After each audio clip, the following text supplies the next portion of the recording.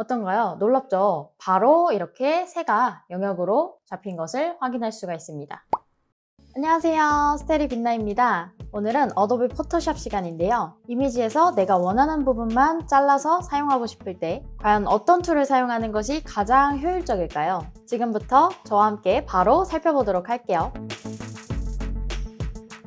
선택 툴에는 여러 가지가 있어요. 일단 마키 툴 종류가 있고요. 그 다음에 라sso 툴 종류가 있고요. 그리고 매직 툴을 비롯한 또 다른 툴이 있습니다. 그리고 펜 툴로도 선택을 할 수가 있어요. 사진을 열어주시고요. 준비된 사진은 다운로드 링크 남겨두도록 하겠습니다. 지금과 같이 동그라미와 네모가 합쳐진 개체를 선택을 하시는 경우에는 여기 상단에 마키 툴로 해결을 하실 수가 있는데요. 이 두 번째 원형 마키 툴을 선택을 해볼게요. 일단 눈금자로 그리드를 왼쪽과 상단에 넣어주도록 할게요. 그래야지 이 교차점에서 시작을 하기가 편하겠죠. 여기서부터 드래그를 해서 Shift를 누른 상태로 정원을 만들어줍니다.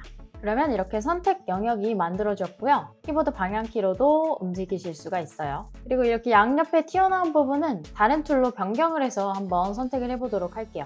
마키 툴을 길게 누르면 위에 사각형 마키 툴이 있죠. 선택을 할게요. 여기서 그냥 드래그를 하시면 앞에 선택했던 게 취소되기 때문에 Shift를 누른 상태로 영역을 추가해 줍니다. 이렇게요. 오른쪽도 추가해 볼게요. Shift를 누른 상태로 드래그를 하시면 돼요. 이제 원하는 영역이 선택이 됐습니다. 영역을 Ctrl+C 복사를 하시고요. 새 파일을 하나만 만들어 보도록 할게요. 새 파일에다가 Ctrl+V 하시면 이렇게 원하는 부분만 가져올 수가 있습니다.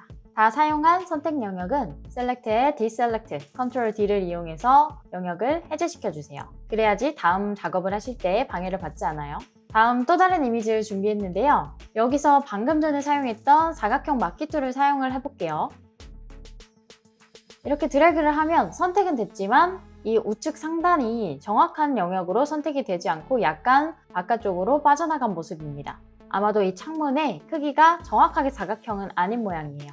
이럴 때는 어떤 툴을 사용해야 될까요? 저는 라sso 툴 중에서 폴리고널 라sso 툴이라는 툴을 사용해 볼게요. 이거는 이렇게 클릭을 해서 직선 형태로 선택 영역을 만들어주는 툴이에요. 그러면 여기 상단부터 시작을 해서 클릭하시고 위쪽에도 클릭, 그리고 첫 번째 점 있는 곳으로 돌아오게 되면 이렇게 선택 영역으로 변경이 됩니다. 그 다음에 복사, Ctrl+C 하시고요. 새 파일로 가서 Ctrl+V 해주시면 원하는 영역만 가져올 수가 있습니다. 마찬가지 선택 영역을 다 사용한 후에는 Ctrl+D를 눌러서 영역을 해제시켜주세요. 또 다른 이미지가 준비되어 있습니다. 이번에는 여기 이 새만 선택을 해보려고 해요. 이번에는 좀 더 손쉽게 선택할 수 있는 툴로 사용을 해보도록 하겠습니다. 여기 보면 매직 툴, 퀵 셀렉션 툴, 오브젝트 셀렉션 툴이 있는데요. 매직 툴은 클릭을 하면 클릭된 지점과 같은 색상이 전체적으로 선택이 되는 툴인데 지금 아랫부분 같은 경우 약간은 부족하게 선택이 됐습니다. 영역 해제하고요. Ctrl+D. 그리고 퀵 셀렉션 툴로 한번 해볼게요. 퀵 셀렉션 툴은 마치 붓으로 칠하듯이 칠해주면 비슷한 색깔들을 전체적으로 선택해주는 툴이에요. 어떤 용도로 사용되는지 보이시죠? 물론 이 아래 두 가지 툴도 굉장히 자주 사용이 되고 좋은 툴이에요. 지금 사용하려는 툴은 오브젝트 셀렉션 툴입니다. 눌러볼게요. 여기서 개체 위로 마우스를 가져가기만 하면 이렇게 영역이 자동으로 잡히는 것을 볼 수가 있어요. 클릭을 해볼게요.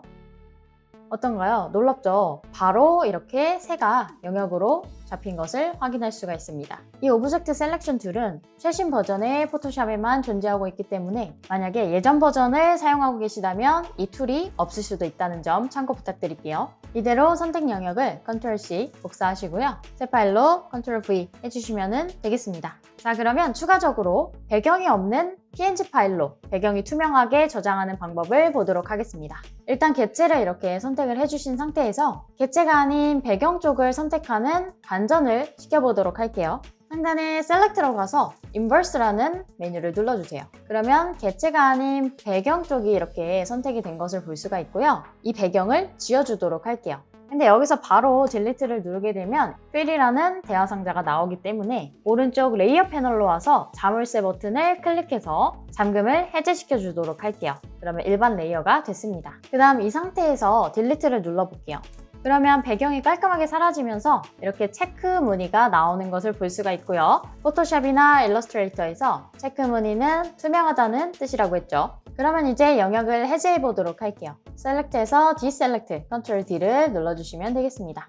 그 다음 배경이 투명한 PNG 파일로 저장을 해보도록 하겠습니다. 파일로 간 다음에 Export, 그 다음에 Save for App을 눌러줄게요. 상단에 포맷이 PNG24로 되어 있는 것을 확인해 주세요. 그 다음에 Save를 눌러보도록 할게요. 이름을 지정하고 그대로 저장을 눌러주도록 할게요. 폴더를 확인해 보면 배경이 없는 상태로 파일이 잘 저장이 됐습니다. 배경 없이 저장을 하고 싶다면 JPG가 아닌 PNG로 저장해야 된다는 사실 잊지 마세요. 오늘은 이미지에서 내가 원하는 부분만 잘라서 사용할 때 필요한 툴들을 살펴봤습니다. 오늘 수업이 도움이 되셨다면 구독과 좋아요 눌러주시고요. 그럼 저는 다음 시간에 또 다른 콘텐츠로 찾아오도록 하겠습니다. 그러면 안녕!